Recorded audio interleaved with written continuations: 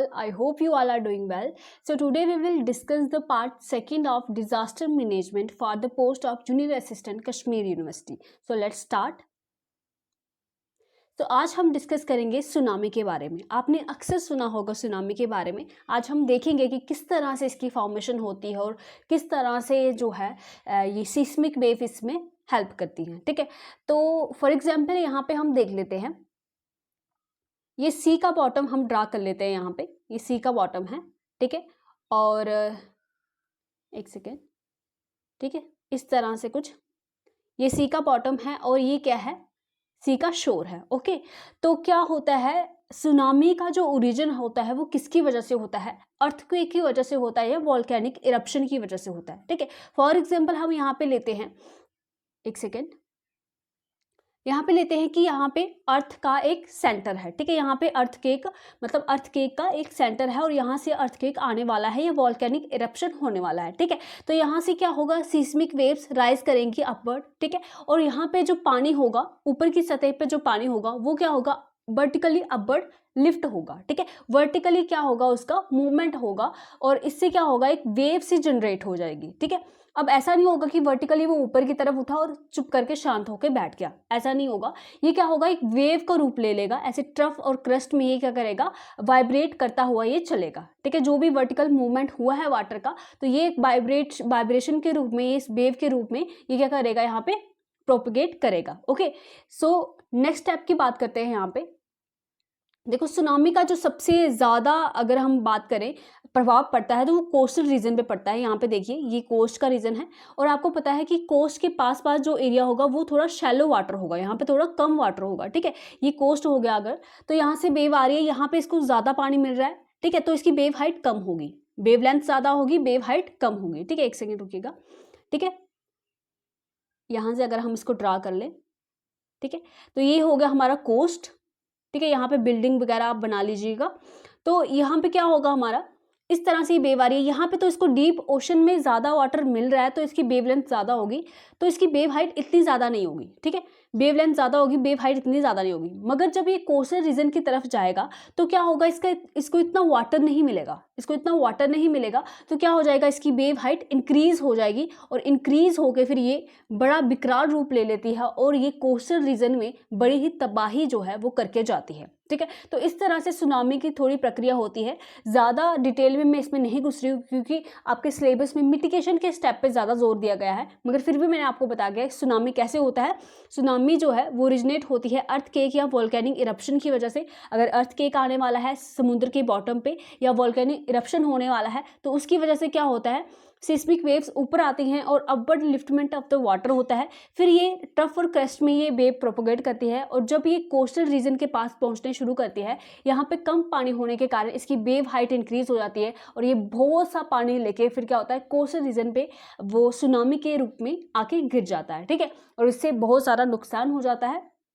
यही इस सब में लिखा हुआ है. ठीक है, देखो यहाँ पे लिखा भी हुआ है कि जो स्पीड होती है वेव की वो डिपेंड करती है डेप्थ ऑफ वाटर में. It is more in the shallow water than in the ocean deep. ठीक है, तो ओशन अगर गहरा है, ज़्यादा पानी है, तो वहाँ पे जो वेव होगी, सुनामी की वेव होगी, वहाँ पे इतना ज़्यादा इफेक्ट नहीं पड़ेगा. ठीक है, जितना कि कोस्टल रीजन पे पड़ेगा, बिकॉज वहाँ पे वाटर की कमी होगी और वो वेव हाइट बड़ी ज़्यादा ले जाएगी. इवन कि 15 मीटर से 30 मीटर तक इसकी हाइट जा सकती है, जितनी कि 5 मंजिला बिल्डिंग होती है. और आप मतलब सोचो कि इतनी बड़ी वेव जब किसी समुद्र तट पे पड़ेगी तो उसका क्या हाल होगा, है ना.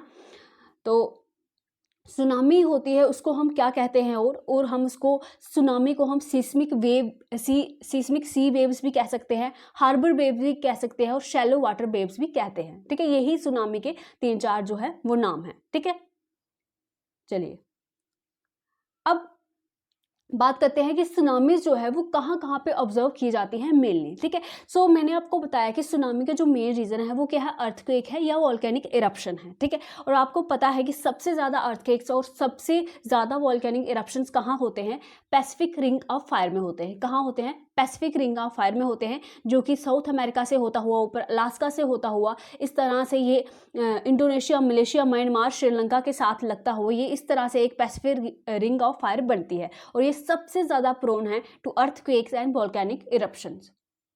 सो सबसे ज़्यादा खतरा या सबसे जो ज़्यादा हमारी जो सुनामीज अकर करेंगी वो कहाँ पे करेंगी, वो इन्हीं कोस्टल एरियाज़ में करेंगी। देखो ये पैसिफिक रिंग ऑफ फायर है, यहाँ पे क्या होता है, टेक्टोनिक प्लेट्स की बाउंड्रीज़ हैं, ठीक है, टेक्टोनिक अलग अलग टेक्टोनिक प्लेट्स की क्या है, बाउंड्रीज़ है। जिस तरह से मैंने आपको बताया था प्रीवियस लेक्चर में जब हम अर्थक्वेक पढ़ रहे थे कि हमारी जो इंडियन प्लेट है और ऊपर जो है यूरेशियन प्लेट है वो क्या होती है, एक दूसरे से टकराती है, ठीक है। हमारी जो इंडियन प्लेट है वो मूव कर रही है अपवर्ड, ठीक है, नॉर्थ में और नॉर्थ ईस्ट की डायरेक्शन में, और ऊपर जो यूरेशियन प्लेट है वो क्या करती है, उसको ऑब्स्ट्रक्ट करती है, उसकी मूवमेंट को रोकती है, ठीक है, ऊपर से वो दबाव डालती है। तो क्या होता है, अलग अलग पॉइंट पे क्या होता है, एनर्जी ट्रैप हो जाती है, एनर्जी ट्रैप हो जाती है, और जब ये सडनली एनर्जी रिलीज होती है तो इसलिए अर्थक्वेक जो है वो हिमालयन रीजन्स में ज़्यादा आता है। ये मैंने आपको बताया था प्रीवियस लेक्चर में, अगर आपने नहीं देखा आप तो प्लेलिस्ट में जाके देख सकते हो, ओके। और साथ ही साथ इन जो भी आपके टॉपिक है जूनियर असिस्टेंट के, ठीक है, तो इनके एमसीक्यूज मैंने अपने चैनल पे डाले हुए हैं, let's learn together by Reva ma'am, आप सर्च करोगे वहाँ पे आपको 2 वीडियो मिल जाएंगी, तीसरी वीडियो भी आपको जल्द ही मिल जाएगी उस पर, ठीक है। तो यहाँ पे हमने देख लिया कि फ्रीक्वेंटली जो सुनामी है वो कहाँ कहाँ पे ऑब्जर्व होती है, अलास्का, जापान, फिलीपींस आइलैंड, ठीक है। तो इन सब जगहों पे जो इसकी फ्रिक्वेंसी है वो ज़्यादा होती है पैसिफिक रिंग ऑफ फायर के पास। तो मिटिगेशन की अगर हम बात करें, देखो सुनामी को कंट्रोल करने का क्या तरीका हो सकता है, क्या कोई अर्थक्वेक आने से रोक सकता है, क्या कोई वोल्केनिक इरप्शन होने से रोक सकता है? तो ये किसी भी इंडिविजुअल स्टेट या गवर्नमेंट के हाथ में नहीं है कि वो सुनामी से जो डिवास्टेशन होने वाली है या सुनामी के रिलेटेड जो भी इंफ्रास्ट्रक्चर डेवलप करना है, जो भी करना है, वो किसी एक इंडिविजुअल स्टेट या गवर्नमेंट वो नहीं कर सकता, क्योंकि सुनामी इतना विकराल रूप लेके आती है कि वो सिर्फ एक रीजन को नहीं बड़े सारे रीजन को क्षति पहुंचा के जाती है। तो इसमें क्या होना चाहिए, इसमें इंटरनेशनल जो एफर्ट्स है वो होने चाहिए, ताकि हम इस सुनामी को मतलब कम करने के लिए या इसके इफेक्ट को कम करने के लिए कुछ स्टेप्स हम ले सकें, ठीक है। तो 26 दिसंबर 2004 में क्या हुआ था, बहुत बड़ी एक सुनामी आई थी जहाँ पे इंडिया में भी बहुत सारा नुकसान हुआ था। अबाउट 3 लाख पीपल वहाँ पे मर गए थे, और पता नहीं कितना और भी मर गए होंगे जो डिस्कवर नहीं हुए होंगे। तो उस दौरान फिर इंडिया ने क्या किया था, इंटरनेशनल सुनामी वार्निंग सिस्टम को ज्वाइन कर लिया था, ठीक है। तो याद रखिएगा ये वाला आप जो इसकी पिक्चर्स देख सकते हो गूगल पे जाके कि कितनी बुरी हालत वहाँ पे हो गई थी, ठीक है। तो यहाँ पे डिजास्टर है, ठीक है। इन ट्रॉपिकल साइक्लोन्स क्या होते हैं उससे समझने से पहले आपको पता होना चाहिए ट्रॉपिकल एरिया कौन सा होता है, ठीक है। आपने ज्योग्राफी में पढ़ा होगा, इस तरह से हमारे अर्थ की शेप तो नहीं होती है, मगर चलो रफली समझ लेते हैं। ये हमारा 0 degree latitude, that is the equator, ठीक है, ठीक है। क्या हो रहा है ये, ठीक है, 0 डिग्री लैटिट्यूड है, इक्वेटर है हमारा, ठीक है। अगर हम 23 डिग्री नॉर्थ की बात करें, जो कि हमारा ट्रॉपिक ऑफ कैंसर होता है, और इसी तरह से हमारे यहाँ पे ट्रॉपिक ऑफ कैप्रिकॉर्न होता है, ठीक है। तो इस वाले रीजन को हम क्या बोलते हैं, ट्रॉपिकल एरिया बोलते हैं, ठीक है। ये समझ आया। तो ट्रॉपिकल साइक्लोन क्या है, tropical cyclone are the intense low pressure area confined between the 30 degree north and 30 degree south latitude, ठीक है। हमने अभी देखा, ठीक है। तो इसका मतलब ये है कि इक्वेटर से 30 डिग्री नॉर्थ और 30 डिग्री साउथ के बीच में जो एरिया लो प्रेशर एरिया बनता है, उसी की वजह से क्या होता है, ट्रॉपिकल साइक्लोन क्या होते हैं, ओरिजिनेट होते हैं।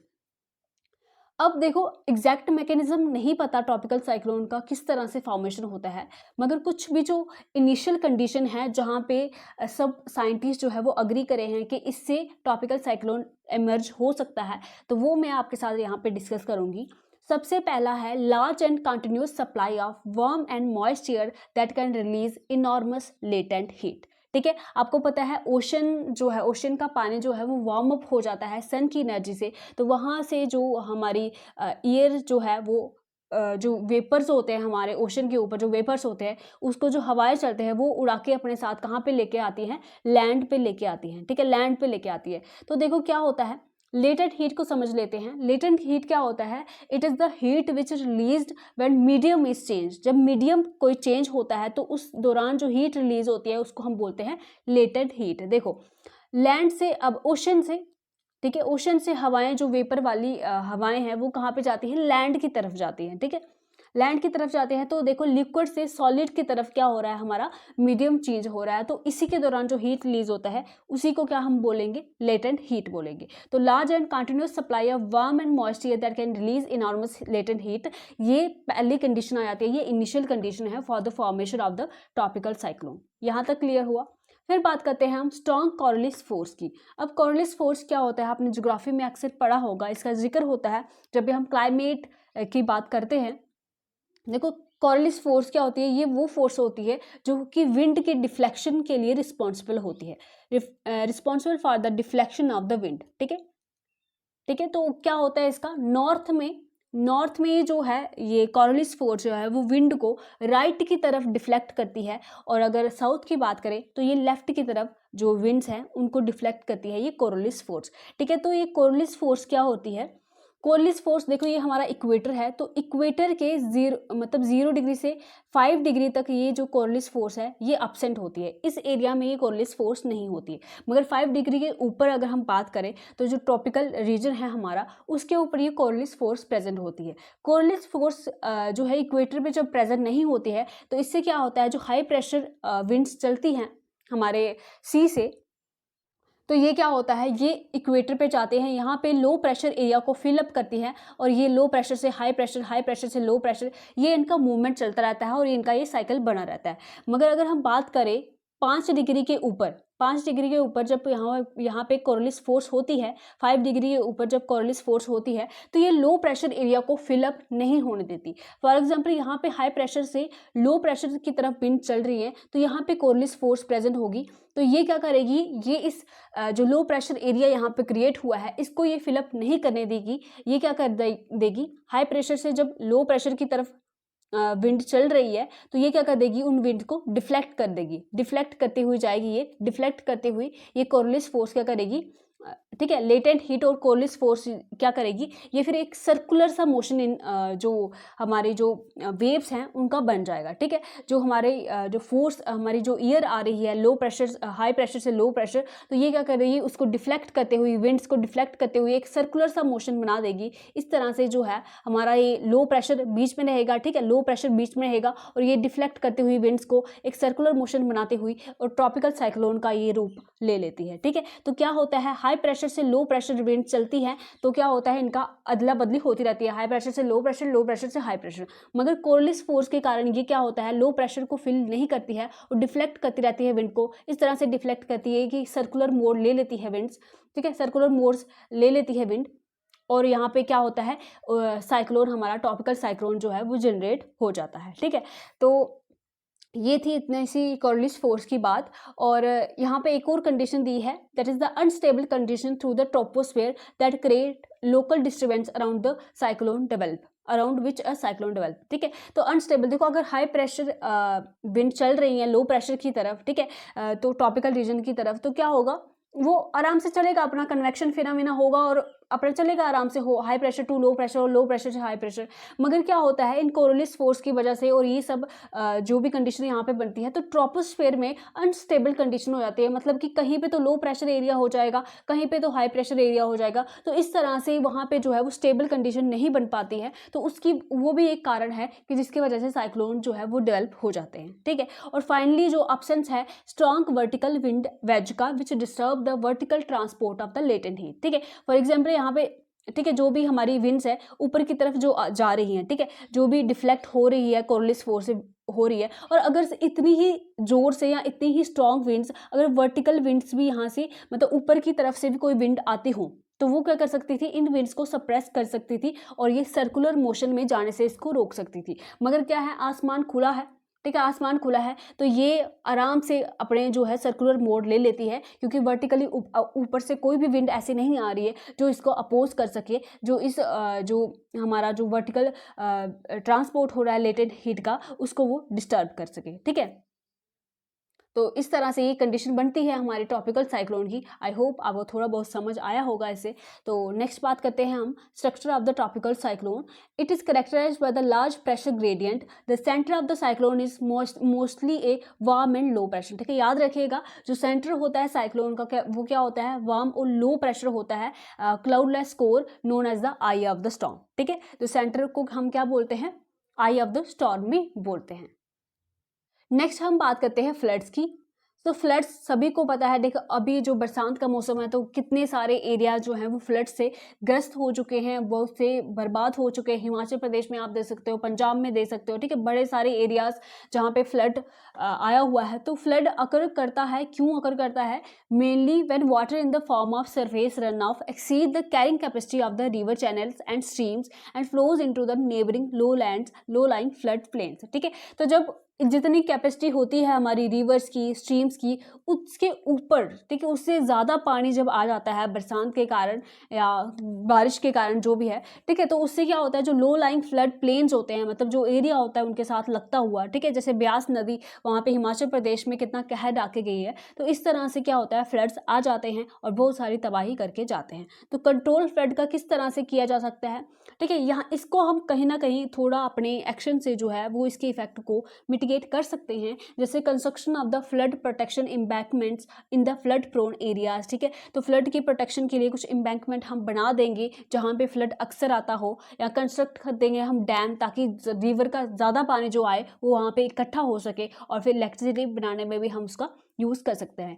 एफॉरेस्टेशन, ठीक है, क्योंकि फ्लड ज़्यादातर एरियाज वहाँ पे आता है जहाँ पे क्या जो है वो स्ट्रॉन्ग जो है पेड़ की जड़ें जो है वो ज़मीन को नहीं पकड़ती, ठीक है। तो वहाँ पे खुली ज़मीन होती है तो वो सारा का सारा पानी जो है वो बह के नदियों में चला जाता है। अगर जड़ें पेड़ों की स्ट्रॉन्ग होंगी तो क्या आगे कहीं ना कहीं वो ग्राउंड वाटर में पानी जाता हुआ आपको दिखेगा। तो अगर जितने हम पेड़ लगाएंगे तो उससे भी क्या होगा, कहीं ना कहीं जो फ्लड है उसका कंट्रोल आएगा। अगर हम रिवर साइड जो है वो पेड़ लगाएं, या ऐसे ही पेड़ लगाएं जो कि मतलब सदाबहार रहें, और वो पेड़ जो हैं उन फ्लड को रोकने में और उनके जो इम्पैक्ट है उसको कहीं ना कहीं कंट्रोल करने में उसकी हेल्प कर सकते हैं। और discouraging major construction activities in the upper reaches of the flood creating rivers, ठीक है। आपको पता है जहाँ पे उस रिवर में बाढ़ आती हो तो वहाँ पे बड़ी बड़ी जो कंस्ट्रक्शन एक्टिविटीज़ हैं वहाँ पे वो नहीं करनी चाहिए। तो ये कुछ स्टेप्स हो सकते हैं जिससे फ्लड को कंट्रोल किया जा सकता है। कंट्रोल नहीं मतलब उसके इफेक्ट को रिड्यूस किया जा सकता है, ठीक है।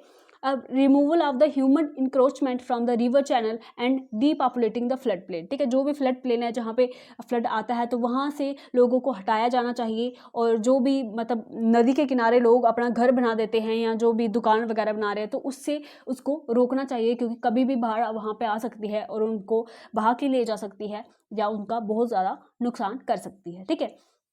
तो दिस इज सो ड्रॉट की बात करते हैं। तो ड्रॉट सूखा कब पड़ता है, जब बड़ी देर तक उस एरिया में पानी की कमी हो, बरसातें कम हुई हो, या ज़्यादा रेट हो इवेपोरेशन का, या मोस्टली जो ओवर यूटिलाइजेशन आजकल जो वाटर का हो रहा है, चाहे वो रिजर्वायर का हो चाहे वो ग्राउंड वाटर का हो, ठीक है। उस कंडीशन में उस एरिया में सूखा पड़ने की संभावना बहुत बढ़ जाती है, ठीक है।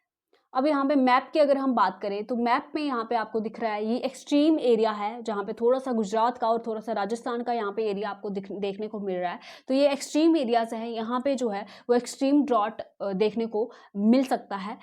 जब बहुत ज़्यादा गर्मियाँ होती हैं तो इन रीजन में जो है वो ड्रॉट होने का खतरा सबसे ज़्यादा होता है। उसके बाद ये रीजन आप देख सकते हो मध्य प्रदेश का, और थोड़ा सा ये रीजन भी देख सकते हो, थोड़ा लेस सिवियर है उन रीजन से, मगर यहाँ पे भी कहीं ना कहीं ऐसा हो सकता है। और बाकी जो है वो मॉडरेट और लो एरियाज में आ जाएंगे, ठीक है। हमारा जम्मू कश्मीर अगर आप बात करेंगे तो यहाँ पे सूखा पड़ने के कम आसार यहाँ पे नज़र आ रहे हैं। तो चलिए अच्छी बात है। फिर बात करते हैं कॉन्सिक्वेंसेस ऑफ ड्रॉट की। देखो ड्रॉट जो है सूखा पड़ने से क्या क्या हो सकता है, सबको पता है क्रॉप का फेलियर हो जाएगा। जब क्रॉप का फेलियर हो जाएगा तो फूड तो आएगा ही नहीं, फूड ग्रेन्स आएंगे ही नहीं। तो उसको उस कंडीशन को क्या बोलते हैं, जब खाने के लिए दाने ही नहीं बचते, खाने के लिए अनाज ही नहीं बचता, तो उसको बोलते हैं कि वहाँ पे अकाल पड़ गया है। सुना होगा आपने अक्सर। फिर अगर फोडर की कमी हो जाती है, मतलब चारा वगैरह जो होता है जानवरों के लिए, अगर उसकी कमी हो जाती है तो उसको बोलेंगे तृणकाल। और अगर जो है पानी की कमी हो जाती है तो उसको बोलते हैं जलकाल। और अगर इन तीनों की कमी हो जाती है जो कि बहुत ही एक बुरी कंडीशन है, उसको बोलते हैं त्रिकाल। ओके, नेक्स्ट हम बात करते हैं मिटिगेशन के, किस तरह से इसके इम्पैक्ट को रिड्यूस किया जा सकता है। पहले तो जो विक्टिम्स है जो ड्रॉट के कारण पीड़ित हैं उनको हम क्या करेंगे, डिस्ट्रीब्यूट कर सकते हैं सेफ ड्रिंकिंग वाटर और कुछ मेडिसिन, ताकि उनकी कंडीशन सुधर सके, उनके जो है वो जीने के आसार बने रहें। और जानवरों के लिए भी उसी तरह से हमें सोचना पड़ेगा, फूडर और वाटर की जो सप्लाई है उनको करनी पड़ेगी। और ऐसे लोग जो ड्रॉट के ग्रस्त हैं, वैसे जानवर जो इस एरियाज में रह रहे हैं, तो उनको सेफर प्लेसेस में ले जाने का काम भी करना होगा। फिर बात करते हैं कि ग्राउंड वाटर की पोटेंशियल को हम आइडेंटिफाई कर सकते हैं जहाँ पे भी वो है, ज़्यादा अवेलेबिलिटी है उसकी, और फिर जो है इंटरलिंकिंग ऑफ द रिवर कर सकते हैं। आपको पता है ये जो कॉन्सेप्ट है आजकल बहुत जो है वो न्यूज़ में रहता है, अक्सर आपने देखा होगा जो रिवर्स हैं उनका वाटर जो है वो कनेक्ट किया जा रहा है। जिस नदी में बाढ़ आने की संभावना ज़्यादा होती है उस नदी को कनेक्ट किया जा रहा है, या जिसमें तो जिन नदियों में पानी ज़्यादा है उनको उन नदियों से जोड़ा जा सकता है जहाँ पे पानी कम है, और उन एरियाज़ में पहुँचाया जा सकता है जहाँ पे जो ड्रॉट की कंडीशन बनी हुई हैं, जहाँ जहाँ पे पानी की कमी है। ठीक है, तो ये सब हो गया। फिर बात करते हैं ठीक है, फिर बात करते हैं dissemination of knowledge about drought resistant crops and proper training. तो किसानों को ऐसी नॉलेज देनी चाहिए कि वो ड्रॉट रेजिस्टेंट क्रॉप को अपनाएं जो कम पानी में ग्रो हो जाएं और जिनको ज़्यादा पानी की ज़रूरत ना हो। ठीक है, और उनको प्रॉपर ट्रेनिंग भी दी जानी चाहिए उसके लिए। ठीक है, तो ये था आज का लेक्चर। आई होप आपको कुछ समझ आया होगा और आपके एग्जाम में इससे कुछ हेल्प मिलेगी। बाकी आप अपने जो फीडबैक है वो देख सकते हैं लाइक और कमेंट करके। और बाय बाय, टेक केयर, खुश रहिए, खुशियाँ बांटते रहिए।